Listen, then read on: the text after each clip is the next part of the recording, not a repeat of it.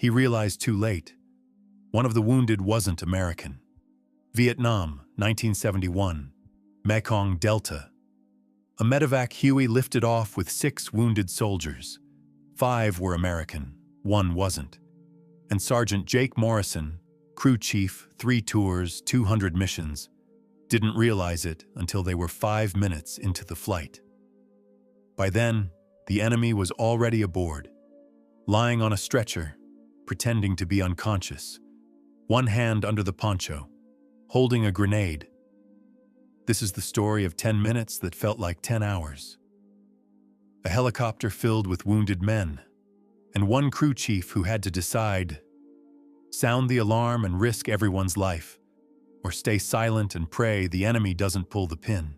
0830 hours, November 12, 1971. Jake Morrison sat in the crew chief's seat of Dustoff 36, a UH-1H Medevac Huey. The morning was hot, humid, standard Vietnam weather. The radio crackled. Dustoff 36, this is Firebase Charlie. We have 6 urgent wounded. Firefight just ended. Need immediate extraction. Jake's pilot, Captain Tom Reynolds, keyed the mic. Charlie, this is Dustoff 36. What's the LZ status? LZ is cold. Repeat, cold. Enemy has withdrawn. You're clear to land. Roger, Charlie, inbound, ETA 7 minutes. Tom looked back at Jake. You ready? Jake gave a thumbs up. Always. Next to Jake, the medic, specialist Rick Chen, was prepping supplies. IV bags, bandages, morphine. 6 wounded, Rick said. Hope they're not all critical. We'll find out soon enough, Jake said. The Huey flew low over rice paddies, villages, rivers snaking through the delta. Jake had done this 200 times. Extract the wounded. Get them to the hospital. Save lives. Routine. Except this time, it wouldn't be routine. The Huey flared over Firebase Charlie. Dust kicked up from the rotor wash. Jake jumped out before they fully landed. Scanned the LZ. 6 wounded soldiers on stretchers. Infantry around them providing security. A sergeant ran up. We got 3 critical, 3 stable, load critical first. Roger, Jake said. He and Rick grabbed the first stretcher. Young kid, maybe 19. Gut shot. Bleeding through the bandages. They loaded him into the Huey. Rick started an IV immediately. Second stretcher, leg wound, tourniquet applied. Conscious but in pain. You're gonna be okay, Jake told him. Hang tight. Third stretcher, head wound, unconscious, breathing shallow. Rick checked his pulse. This one's bad. We need to go, now. 3 more to load, Jake said. They grabbed the 4th stretcher. Chest wound, Vietnamese-looking face. Jake paused. Is this one ours? The infantry sergeant nodded. ARVN soldier. Was fighting with us. Got hit in the crossfire. All right. Jake and Rick loaded him. 5th stretcher, arm wound, alert, talking, asking for water. 6th stretcher, the last one. Jake grabbed it with Rick, looked down at the soldier. Face covered in dirt and blood. Eyes closed, not moving. Is he alive? Jake asked. An infantry medic nodded. Yeah, just unconscious. Took shrapnel to the leg. Jake and Rick loaded him into the Huey. 6 wounded, all aboard. We're loaded, Jake yelled to Tom. The Huey lifted off. Rotor blades biting into the air. Jake slid the door shut, turned to assess the wounded. Rick was working on the gut-shot soldier, starting fluids, checking vitals.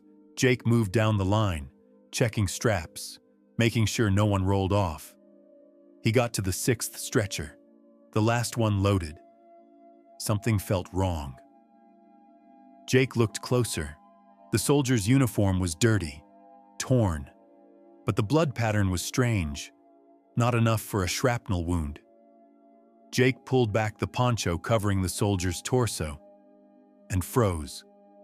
The uniform, underneath, wasn't American. It was NVA, North Vietnamese Army. Jake's heart stopped. The soldier's eyes opened, and he smiled. Jake's hand went to his sidearm, but the enemy soldier moved faster. His right hand came out from under the poncho, holding a grenade, pin still in, but his thumb was on it. "Don't," the soldier said in accented English. Jake's mind raced. The other wounded, Rick, the pilots, all of them in a metal tube 500 feet in the air. One grenade. Everyone dies. "Easy," Jake said, hands up. "Easy." The enemy soldier sat up slightly, kept the grenade visible. A threat, a promise. "You make noise," the soldier said. "I pull pin. We all die." Jake glanced at Rick. He was focused on the gut-shot soldier. Didn't see what was happening. The pilots were flying, didn't know. Only Jake knew. "What do you want?" Jake whispered. "Quiet," the soldier said. "You stay quiet. I stay quiet. Oh, we land. I disappear." "You're going to a hospital, surrounded by MPs. You think you're just going to walk out?" The soldier smiled. "I have walked out of worse." Jake's mind spun. Options, scenarios, all of them bad. Option 1, yell for help. The enemy pulls the pin. Everyone dies. Option 2, try to disarm him. If Jake fails, the enemy pulls the pin. Everyone dies. Option 3, stay silent. Let him think he's in control. Hope for an opening. Jake chose option 3. "How long to hospital?"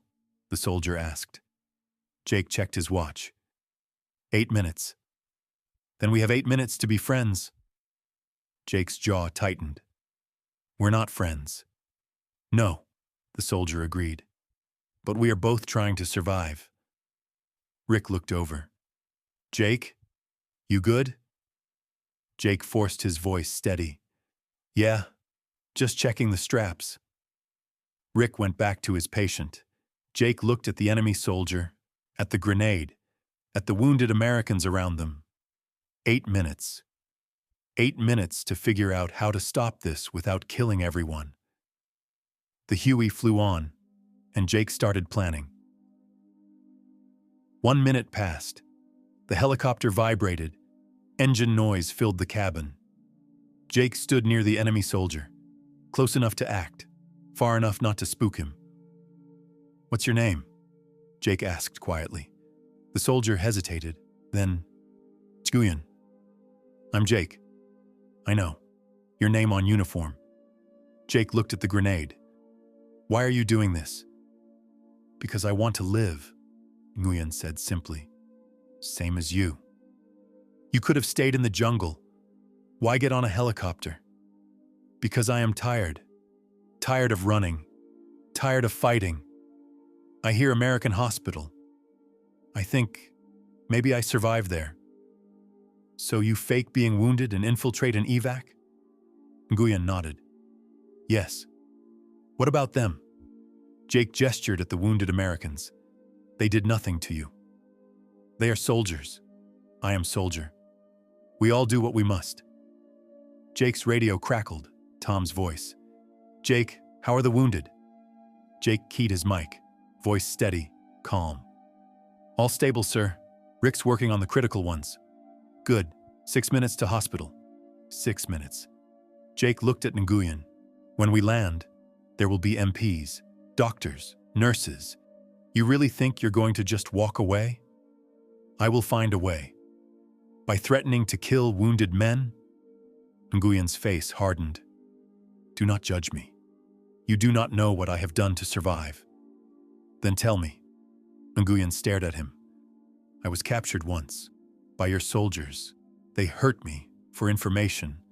I escaped, killed 3 guards. Now I am hunted. If I am caught again, they will not ask questions. They will shoot me." Jake didn't respond. What could he say? "So yes," Nguyen continued, "I will do whatever I must. Even this." 2 more minutes passed. The gut-shot soldier started seizing.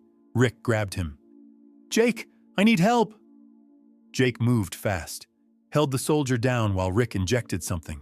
The seizure stopped. The soldier went limp. Is he alive? Jake asked. Rick checked for a pulse, nodded. For now. But he needs surgery, fast. Jake looked back at Nguyen, still there, still holding the grenade. 4 minutes left. Jake made a decision.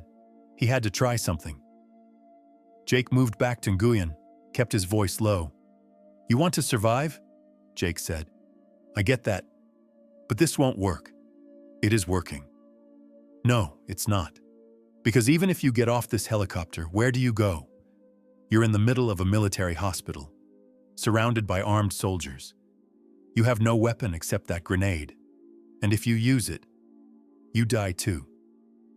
Nguyen's eyes narrowed. What are you saying? I'm saying you need help, and I can give it to you. Why would you help me? Because I don't want anyone on this helicopter to die, including you. Nguyen laughed, dark, bitter. You lie, you are American. You want me dead. No, Jake said. I want everyone to live. That's my job. I'm a Medevac crew chief. I don't care whose blood I'm stopping. I just stop it. Nguyen studied him. You are strange American. Maybe, but I'm also your best chance. What is your plan? Jake leaned closer. When we land, you stay on the stretcher, stay unconscious. I'll tell them you're ARVN, friendly wounded. They'll take you inside with the others. You'll be in a hospital bed, not a cell. And then you figure out your next move. But you'll be alive, and so will everyone else. Nguyen considered this. Why do I trust you? Because right now, I'm the only one trying to keep you alive. The radio crackled. Tom's voice. 2 minutes to touchdown.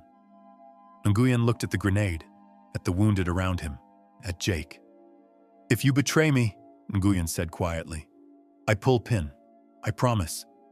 I won't betray you. Just put the grenade away, please. Nguyen hesitated. Then slowly he slipped the grenade back under the poncho, out of sight. Jake exhaled. Relief flooded through him.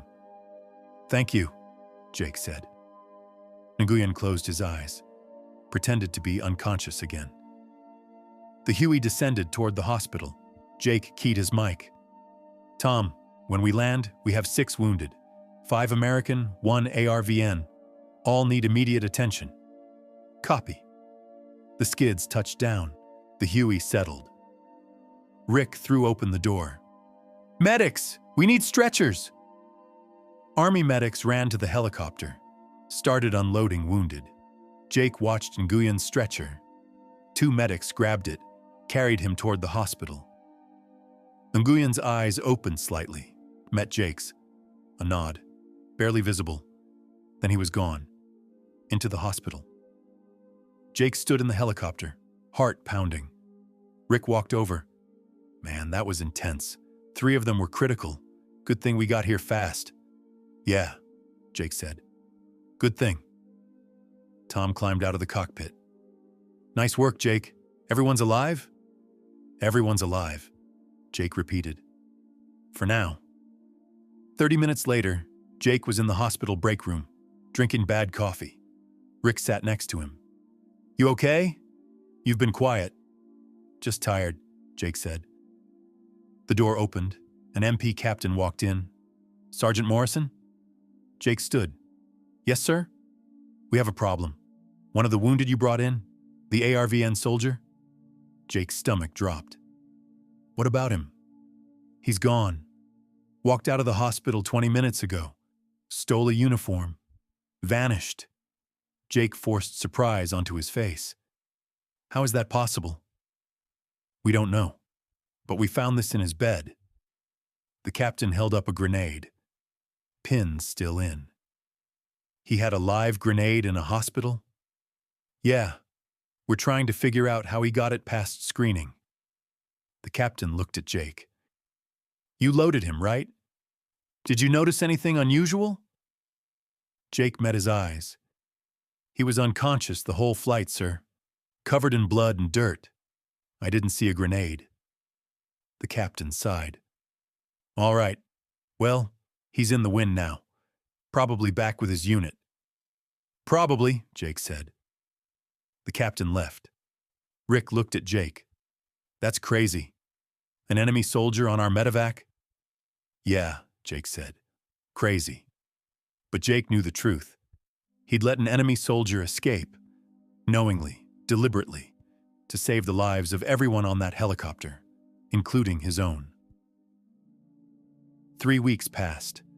Jake flew 50 more missions, saved dozens more lives. He tried not to think about Nguyen, about the grenade, about the choice he'd made. Then one day, mail call. Morrison, you got a package! Jake took it. No return address, just his name and unit. He opened it in private. Inside, a small wooden carving, a helicopter, handmade, detailed, and a note, written in careful English. To the American who chose life over duty, you saved more than you know. I will remember. A friend you never wanted. Jake stared at the carving, at the note. Nguyen had survived, was out there somewhere. Because Jake had let him go. Jake didn't tell anyone, didn't report it. Just put the carving in his footlocker. Some choices, he realized, you carry alone. Jake Morrison returned to the States in 1972, finished his service, went home to Oregon, became a paramedic, kept saving lives, just in a different uniform. He never told anyone about Nguyen, about the grenade, about the choice. It stayed locked in his memory, a secret he carried for 40 years. In 2015, Jake received an invitation, Veterans Reunion, Vietnam War Memorial dedication in D.C. He almost didn't go, but something made him. The memorial was beautiful, black granite, names etched in stone, thousands of them. Jake stood there, remembering, mourning.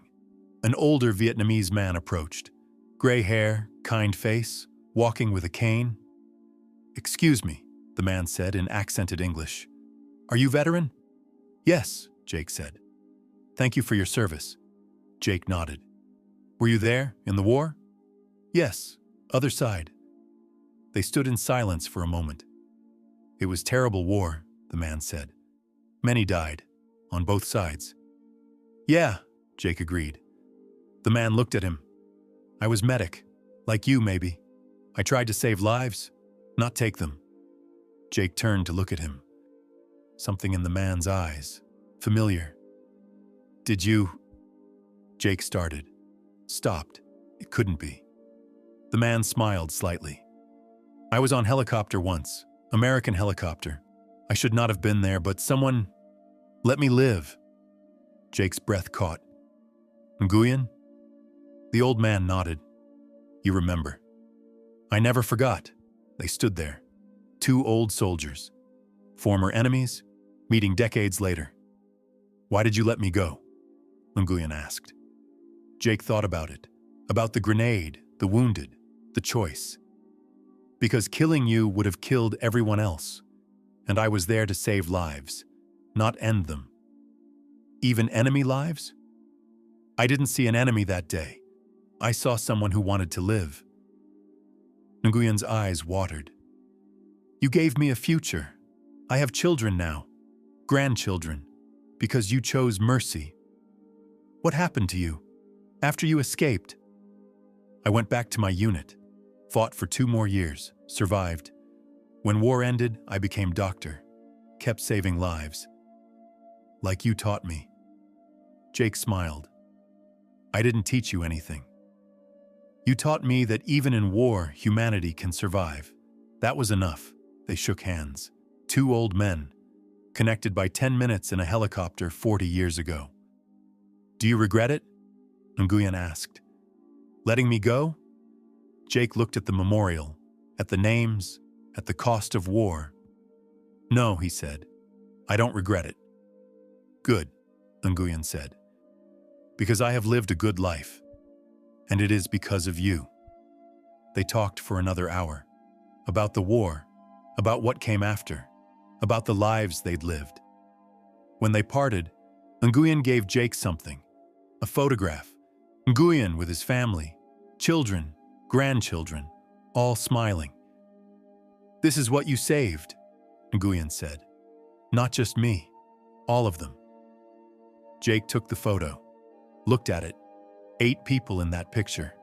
8 lives that existed because Jake made a choice 40 years ago. "Thank you," Jake said. "No," Nguyen said. "Thank you." They parted ways, 2 old soldiers, walking in different directions, but carrying the same memory. Jake Morrison passed away in 2020, 91 years old, peacefully, surrounded by family. At his funeral, his children found the wooden helicopter carving and the photograph. They asked their mother what it meant. She told them the story, the one Jake had finally shared in his last years, about the enemy soldier, the grenade, the choice. "Your father saved a lot of lives in Vietnam," she said. "But the one he was most proud of? He never reported it, never got a medal for it, because officially, it never happened." "Why not?" his daughter asked. "Because some acts of courage aren't about following orders. They're about following your conscience." On Jake's headstone, they inscribed one line: "He saved lives on both sides and never regretted it." And in Vietnam, an old doctor visits a memorial every year, places flowers, and whispers a thank you to the American who chose mercy over duty, who saw a human being instead of an enemy, who proved that even in war, compassion can survive. If this story moved you, if it made you think about impossible choices, mercy in war, and the lives we save when we choose humanity over hate, hit that like button. These stories deserve to be told. These moments deserve to be remembered. Subscribe for more untold stories from Vietnam, the helicopters, the choices, the moments that changed everything. Because history isn't just about battles won or lost.